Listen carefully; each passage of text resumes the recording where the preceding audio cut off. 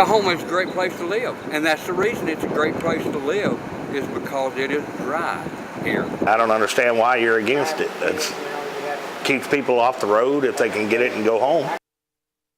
Today, voters will be deciding whether or not the city should reallocate funds to help with street repairs. Tonight at 6, we'll tell you what exactly that proposition entails. Voter turnout here in Howard County was very low. We'll tell you just how low coming up tonight at 6. It's Election Day in West Texas, and CBS 7 crews are all out across West Texas. We'll have the very latest as polls close coming up at 7. Live from the most watched station in West Texas, you're watching CBS 7 News, the breaking news and weather authority. CBS 7 News at 6 starts now. Hot is the perfect word to sum up today, and weather authority Tom Tieferteller joins us live from the Weather Center with a look at what we can expect later tonight. Hey, Tom.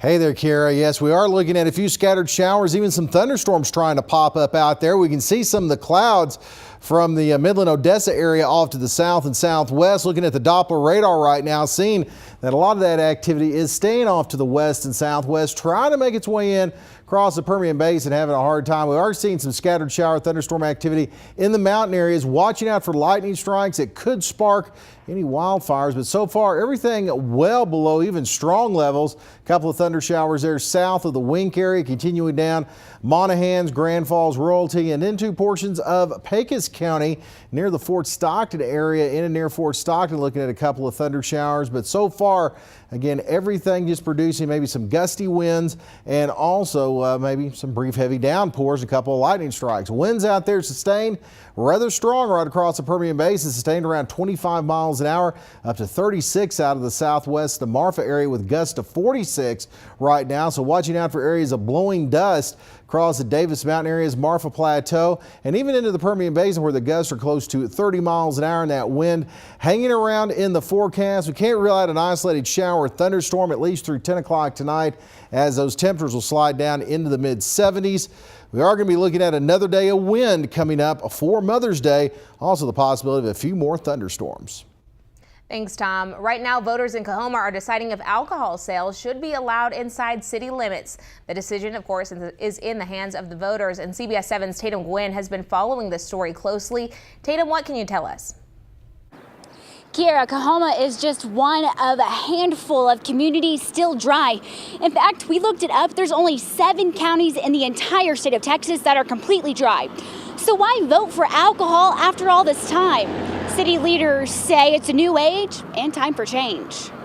Alcohol or no alcohol? That's the question people are answering as they head to the polls today in Coahoma. This was brought up by a member of the community. For decades, if someone wanted alcohol, they had to drive 10 miles to Big Spring and back. City Councilman Zach Johnson said that's money leaving town. He says voting to allow the sale of alcohol would keep money local and even generate new business. As far as sales tax dollars, we could be bringing in more businesses, possibly even more convenience stores.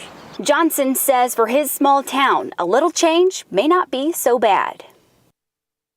We're in front of the town's only grocery store. It's been closed for years. You can see the windows are boarded up, and you come over here, the doors are still locked. So if this proposition passes, city leaders say there would be a very good chance they could get this grocery store reopened. As of about a few hours ago, only 99 people have cast a ballot. Polls are open until 7. Reporting live in Coahoma, I'm Tatum Gwynn, CBS 7 News. Thanks, Tatum. Running for city council chair in Fort Stockton is Frank Rodriguez, James B. Womack, Eric Dominguez, Ursula Sanchez, Mike Stollard, and Billy Jackson. These are the candidates running for mayor in the city of Big Spring. Current Mayor McClellan is running for re-election. He was sworn into office back in 2013. McClellan faces off against Shannon Thomason for the mayor's seat. Residents of Big Spring are electing a mayor and city councilman today. According to the Board of Elections, they are seeing very low voter turnouts. CBS 7's Christopher Saul joins us live from the Howard County Courthouse with the details on the number of early voters. Christopher? Kira, signs like these have been put up all over Howard County for the last month or so, but they don't seem to have had much of an effect on the electorate.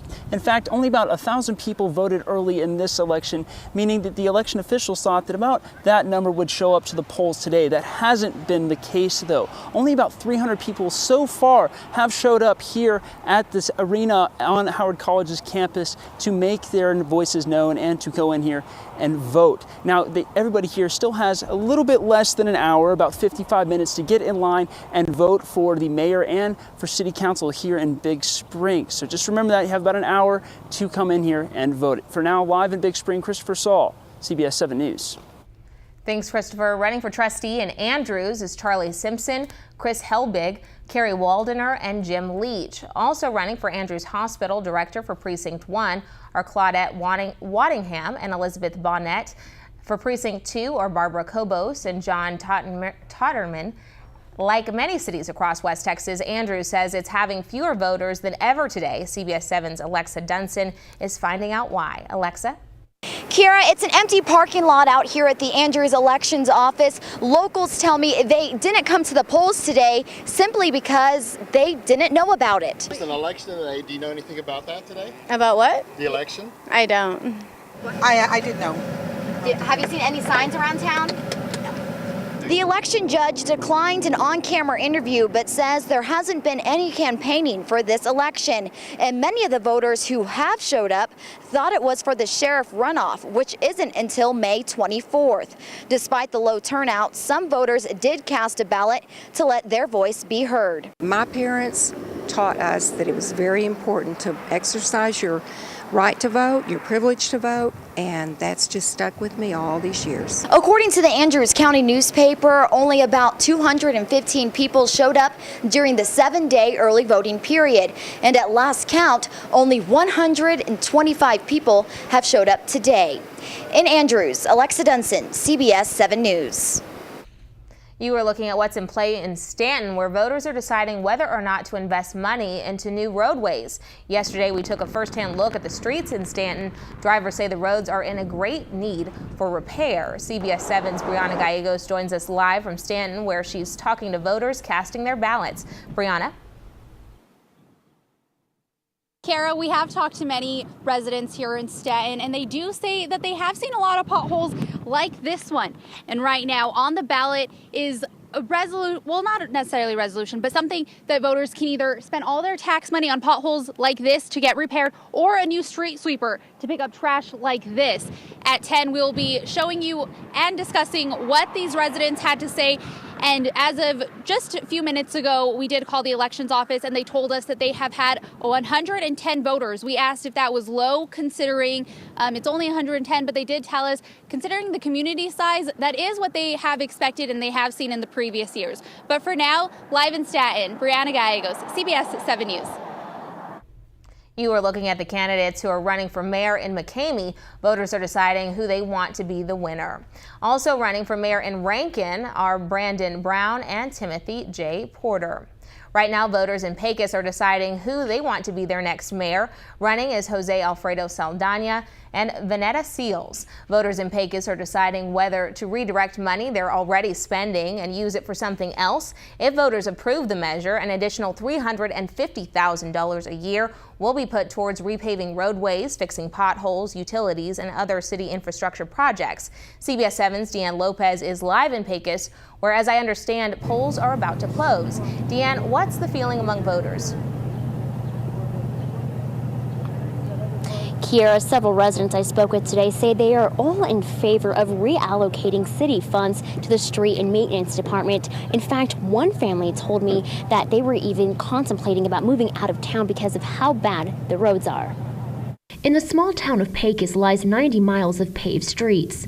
Given the heavy truck traffic that's constantly seen coming in and out of town, City Manager Eric Honeyfield says more funding is needed to make sure the streets receive the repairs they need now and in the future. His idea is to reallocate money they already have. Right now, a quarter-cent per dollar per purchase of sales tax in the city is dedicated to their street maintenance department and another quarter-cent to the economic development department. Honeyfield is proposing to give half of the economic development's cut to street maintenance. We're in a recovery mode, not just for streets, but for utilities too. That's the reason the indebtedness the town has now of over $33 million of trying to catch up and rebuild a town that was on a very, very serious slope of decline before. If voters approve this move today, the city will have an additional $350,000 to put towards repaving roads, fixing potholes, and other city infrastructure projects that are needed. Council seats, and there's a couple positions open to be on the school board as well. Now today we're told that there's been a total of 328 people who have come and voted today, and in the early ballots there was 990. As soon as we get early results, we will be able to share those with you guys on our Facebook page and on our website. Reporting live in Pecos, Deanne Lopez, CBS 7 News. Thanks, Deanne. And here's a live look outside right now. Weather Authority Tom T. Frateller has your complete 7-day forecast right after the break. Stay with us. This is CBS 7 News at 6.